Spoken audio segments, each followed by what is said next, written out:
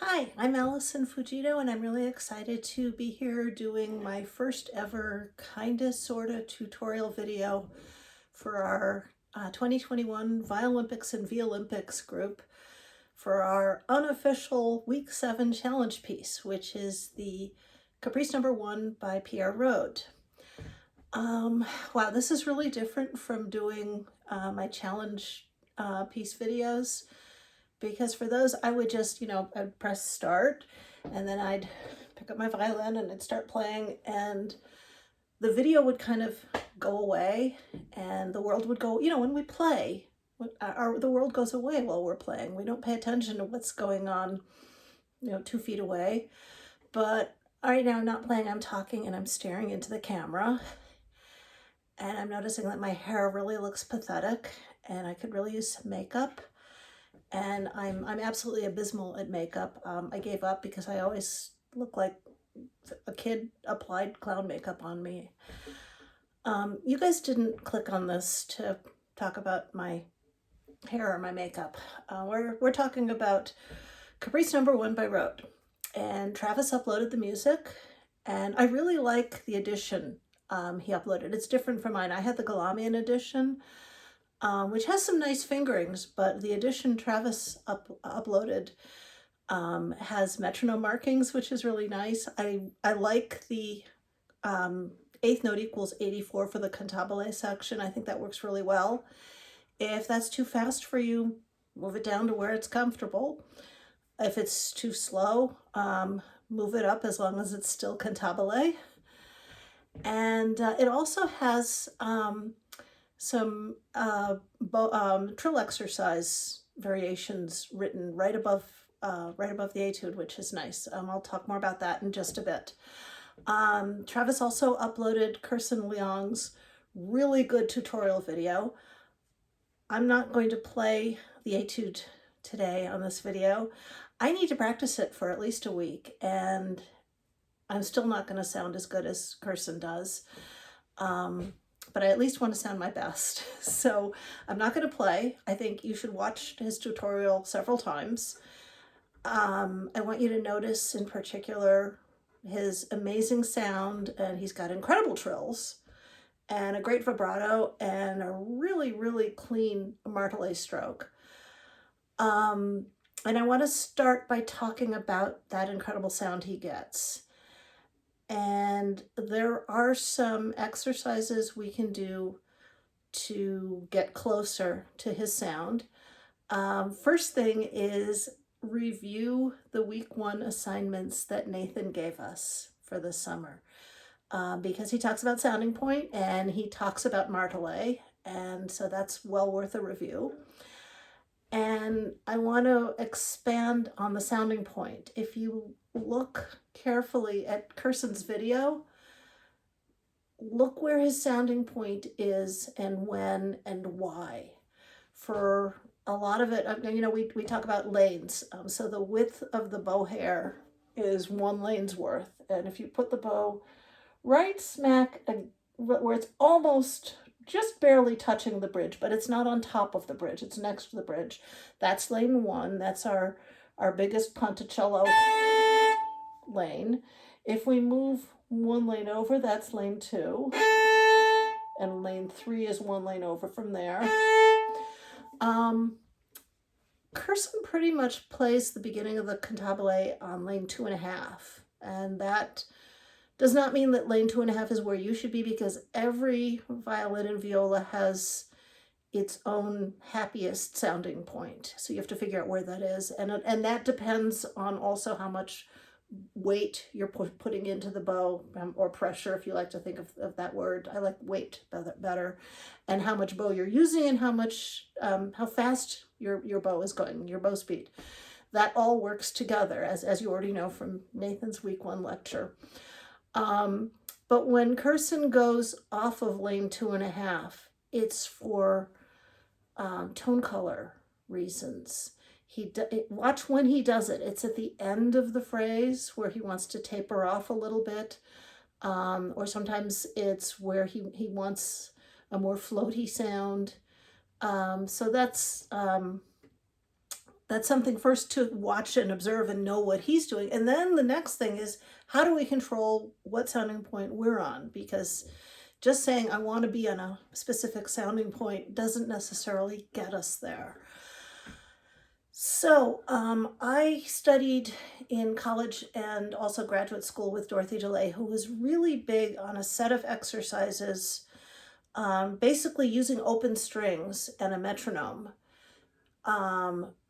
working just on sounding point. She had 3 exercises, one for sounding point, one for bow speed, and one for bow pressure. I'm just going to talk today about the sounding point one.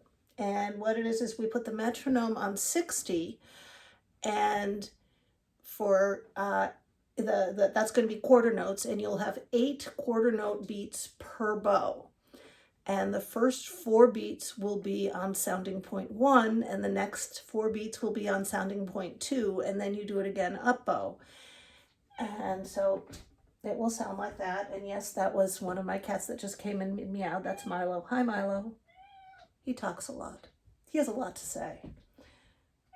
Yeah, I know. That's Calypso on the couch. I don't know if you can see Calypso on the couch. Well, never mind. Yeah, that's Calypso. Let's see. So here's metronome at 60. And we've got sounding point 1 for 4 beats, and then sounding point 2, and then we do it all again up bow. So here we go.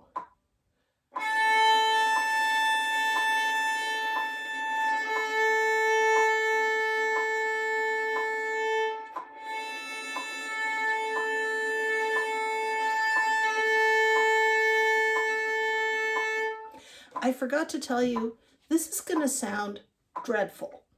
It's supposed to sound dreadful. It's not supposed to sound good.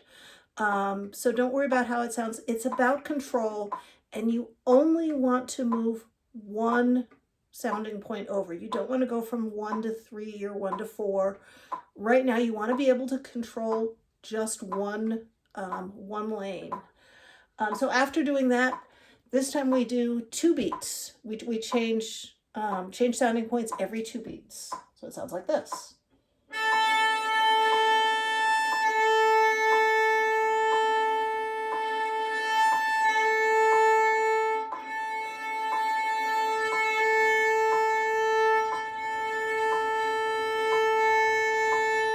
So I basically divided my bow in quarters. At least I hope that's what I was doing. It's helpful to sometimes to do this in front of the mirror, so you can see how much bow you're using. And then we change bow every beat.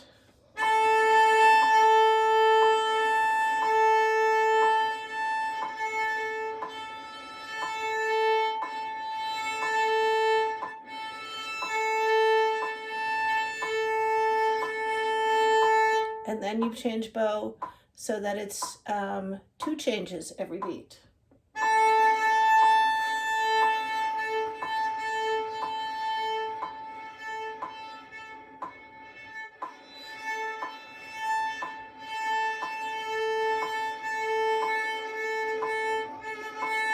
And then 4. Sorry, I didn't start right on there. Let me start right.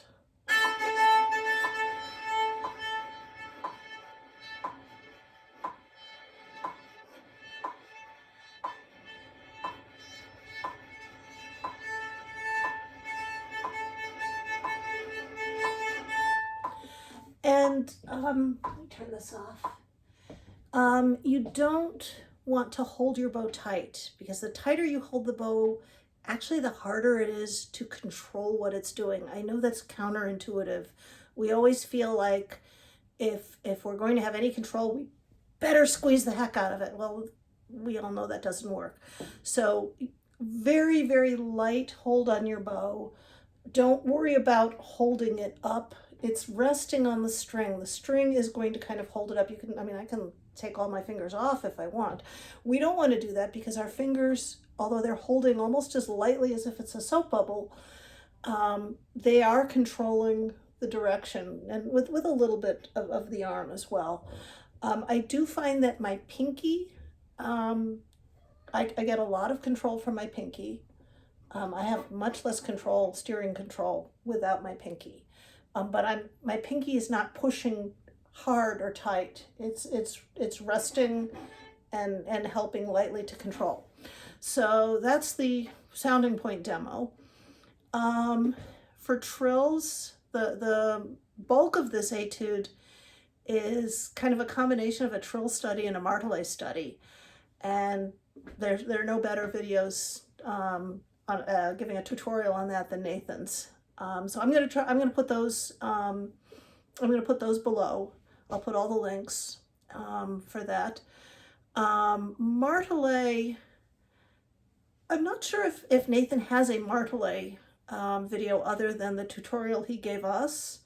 So I'm also going to add Kurt Salzman's house at University of Cincinnati College Conservatory of Music has some very good, very basic martelé videos. So I'll put links for that too. And the one thing I want to say about martelé for this, we have a lot of string crossings with this one. We've got, and the end of your martelé stroke, remember Nathan said, you know, you grab the string with your bow and you release the pressure as you let the bow fly. We won't be using half a bow, I think, for this. At least Kirsten didn't. He used less. He kind of stayed at the tip. So that wasn't a good one. You're going to let it fly. But if you have a string crossing right after, the end of your bow stroke should get you to the next string. Rather than doing, okay, I finished the stroke, now I'm going to rock to the A string. That's two separate motions. Try and do it in one motion, leaving the bow on the string lightly so that you're ready to go for the next, you're already in position for the next one. What else? Oh, the trill variations. So I'm looking at the variations that are printed in the version that Travis uploaded. And I like variations E, F, and G.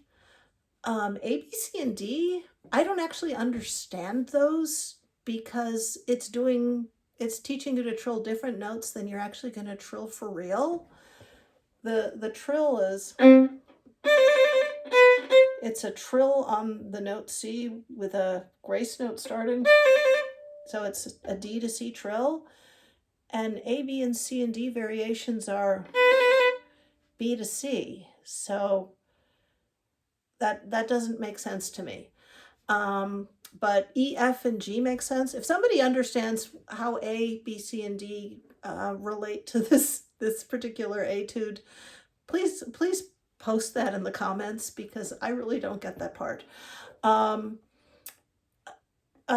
Variation E, they're starting with a kind of a very slow measured trill, just 4 30-second notes. I actually like 84 for practice tempo for this, 84 to the 8th note. So let me put the metronome up to that. Getting there. 75, 3, 4. Okay, that's 84. So what they've got is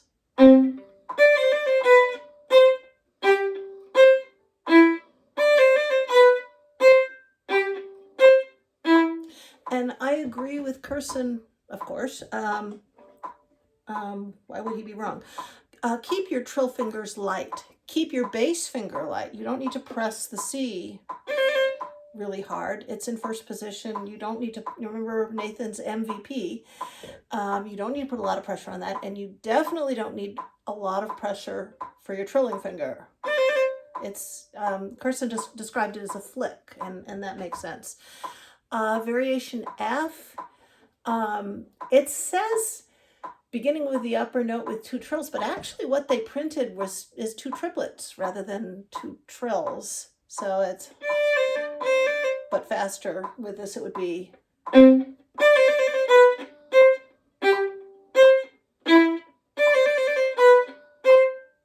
right?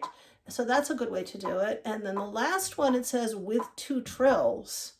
And the way they have it written out is like this. Sorry, I got that wrong. Let me do that again.